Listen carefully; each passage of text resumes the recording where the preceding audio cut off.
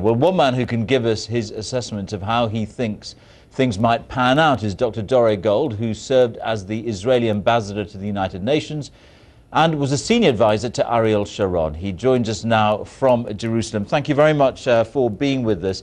This pause in the fighting that Israel's announced, is it an acknowledgement that it has indeed created a humanitarian crisis in Gaza?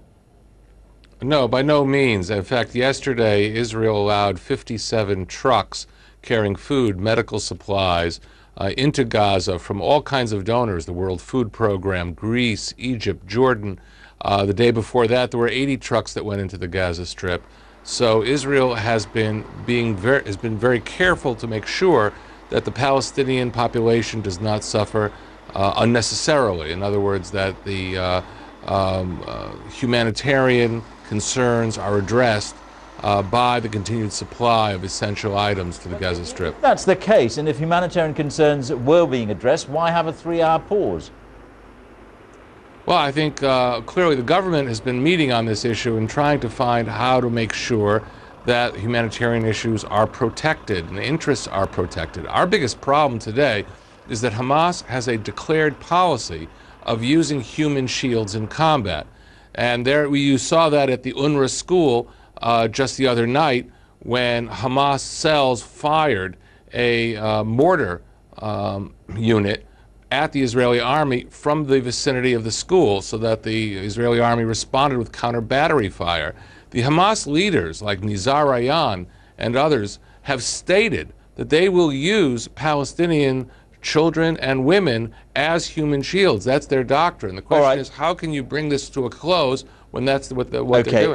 As far as the school's concerned, you do know the United Nations has said there were no, as far as 99.9% sure, there were no militants inside the school. But let's leave that to one side. Well, wait. You can't say that, because AP put out a report last night with 2 eyewitnesses verifying the existence of a mortar battery right next to the school. In the vicinity of the school. AP does not work for the state of Israel.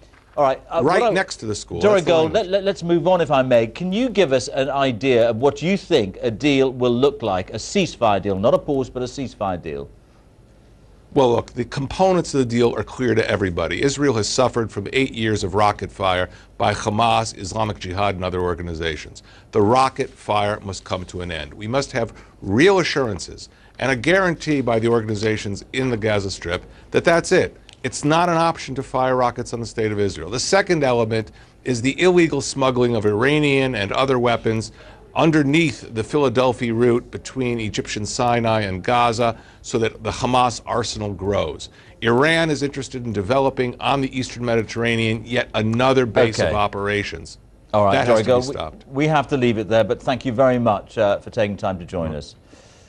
And you'll find lots of comprehensive coverage of the conflict in Gaza on the BBC News website, including a diary written by our